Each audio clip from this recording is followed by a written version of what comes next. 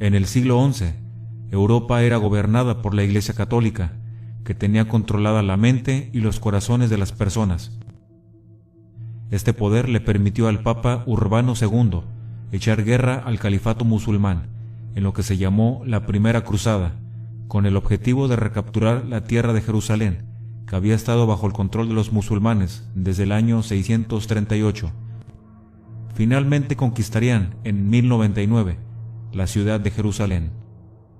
20 años después de la recaptura de Jerusalén, fueron creados los Caballeros Templarios, también conocidos como los Caballeros del Templo de Salomón. Algunos de los caballeros que participaron en la cruzada decidieron quedarse a defender los lugares santos y a los peregrinos cristianos que iban hacia ellos. La orden creció rápidamente en tamaño y en poder. Cerca del año 1170, unos 50 años cerca de su fundación, los templarios se extendían ya por tierras de lo que actualmente es Francia, Alemania, Reino Unido, España y Portugal. Esta expansión territorial contribuyó enormemente al incremento de su riqueza, que pronto era única en todos los reinos de Europa. El éxito de los templarios se encuentra completamente ligado a las cruzadas en las que lucharon. En Jerusalén, los templarios se fueron desviando poco a poco de las prácticas del cristianismo. Aprendieron las artes secretas de la cábala, una forma antigua de magia judía junto con sus oscuros ritos.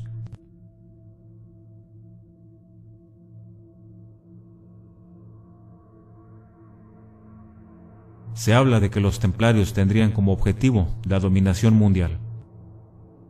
Como habían crecido mucho en poder, representaban una amenaza para el rey Felipe IV de Francia, el cual estaba endeudado considerablemente con la orden.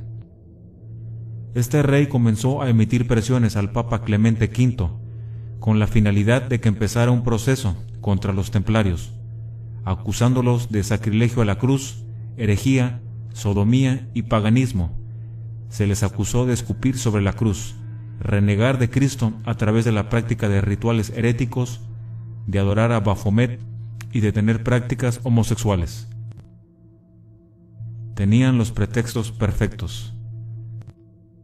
En 1307, muchos de los templarios fueron arrestados y en 1314 fueron quemados vivos junto con Jacques de Molay, último gran maestre de la orden. A pesar de la detención masiva de 1307, una serie de templarios lograron ocultarse en toda Francia. Ellos juraron vengar a su gran maestre y mantener a la orden de los templarios viva. Estos templarios huyeron a Escocia. Escocia era un país que se encontraba en una lucha desesperada de independencia contra los ingleses.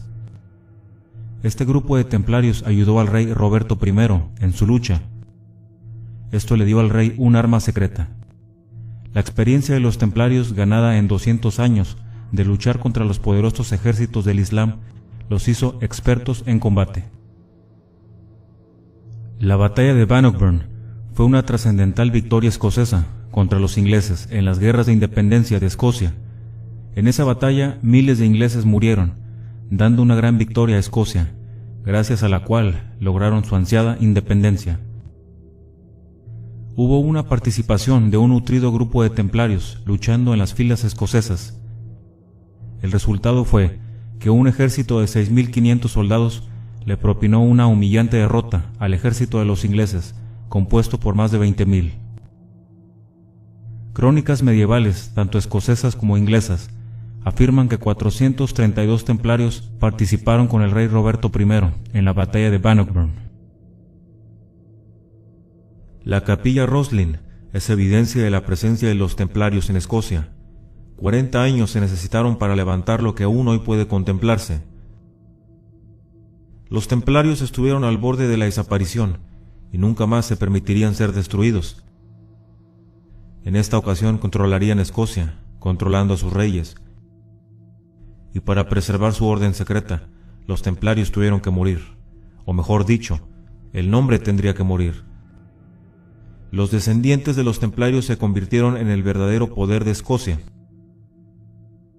La muerte de la reina Isabel I de Inglaterra, el 24 de marzo de 1603, dejó al reino sin un heredero al trono.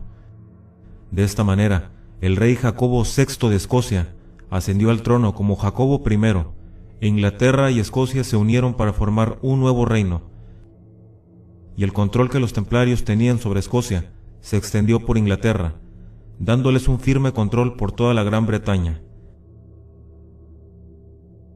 Por poco más de 100 años, los templarios ocultaron sus actividades, hasta que eran poco conocidos y recordados. Nunca dejaron de mantener el control, infiltrando todos los rincones del reino, pero sus ambiciones eran mucho más grandes. En 1717, los templarios hicieron su reaparición en Europa. Habían crecido en números y en poder. Estaban listos para adoptar una nueva identidad, libre de su reputación del pasado y con credibilidad dada por la monarquía y la aristocracia inglesa. El nombre que escogieron para sí mismos es un nombre que es conocido por muchos, pero entendido por pocos. Este nuevo nombre, los masones. La nueva identidad le dio a los masones respeto y dignidad. El primer miembro de la realeza iniciado fue Federico, príncipe de Gales, entre muchos otros, como el rey Jorge VI. Los últimos miembros iniciados incluyen al príncipe Eduardo, duque de Kent, quien es el gran maestre, y la actual reina Isabel II, quien es la gran patrona de los masones ingleses. El 24 de junio de 1717 se constituyó la primera Gran Logia, cuando 4 logias de Londres se reunieron y acordaron crear la Gran Logia de Londres y Westminster. Posteriormente, en 1751, otro grupo de masones crearon una Gran Logia rival, argumentando diferencias. Las rivalidades entre ambas se mantuvieron durante 63 años. En 1809, las dos grandes logias rivales iniciaron negociaciones para llegar a una unión equitativa, la cual se produjo el 27 de diciembre de 1813, de la mano de sus respectivos grandes maestres, los duques de Sussex y de Kent. Ambos eran hijos del rey Jorge III. La nueva organización se denominó Gran Logia Unida de Inglaterra, y es la que perdura hasta la actualidad. La corriente que se denomina anglosajona está encabezada por la Gran Logia Unida de Inglaterra. La corriente que se denomina liberal o adogmática tiene su principal exponente mundial en la Gran Oriente de Francia. La primera Gran Logia de Francia fue fundada en 1728 por el duque de Wharton, que anteriormente había sido gran maestre de la Gran Logia de Londres. La Gran Logia de Francia pasó a llamarse Gran Oriente de Francia, y desde entonces ha tenido posición referencial en la masonería mundial. Rápidamente se crearon logias masónicas por toda Europa y en muchas partes del mundo. Desde entonces, el poder de los masones no ha parado de crecer, infiltrando posiciones de poder, con la intención de continuar con la búsqueda templaria de la dominación mundial. Hasta la fecha de hoy, sigue habiendo mucha discusión sobre los orígenes de la masonería. Inclusive, algunos afirman que proviene desde Hiram Abiff, quien es una figura alegórica del ritual masónico que refigura al maestro constructor del Templo de Salomón. Otras corrientes de la masonería consideran a Jacques de Molay como el padre de esta.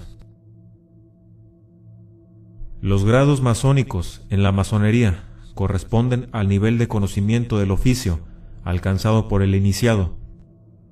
Los ritos en sí son sistemas de enseñanza, por lo cual los grados no son otra cosa que estadios de conocimiento, en los cuales se va revelando nuevo simbolismo e información para el autoperfeccionamiento del masón. El grado del arco real, es decir, el grado 13 del rito escocés, o el 7º grado del rito de York, es también conocido como el masón del secreto. En este grado, los iniciados se dice que reciben grandes verdades masónicas. El ritual de iniciación a este grado recrea el retorno a Jerusalén de los 3 masones más excelentes que estaban cautivos en Babilonia. En un momento dado, al iniciado se le pide aprender una contraseña secreta y una muestra de la mano con el fin de pasar por una serie de velos. La siguiente imagen muestra la mano usada para pasar por el segundo velo, tal y como se documenta en el ritual masónico de Duncan y el Monitor. Sin duda alguna, la mano oculta de la masonería ha moldeado el curso de la historia. Veamos algunos personajes que fueron iniciados para que se den una idea de la fuerza oscura que actualmente maneja el mundo. Napoleón Bonaparte, líder militar y político de Francia, cuyas acciones formaron la política europea del siglo XIX, fue iniciado en 1798. Sus hermanos José, Luciano, Luis y Jerónimo también fueron masones. George Washington, primer presidente de los Estados Unidos y comandante en jefe del Ejército Continental Revolucionario en la Guerra de Independencia de los Estados Unidos. John Wilkes Booth, famoso por asesinar al presidente de los Estados Unidos, Abraham Lincoln. Andrew Johnson, 17º presidente de los Estados Unidos. Harry S. Truman, 33º presidente de los Estados Unidos.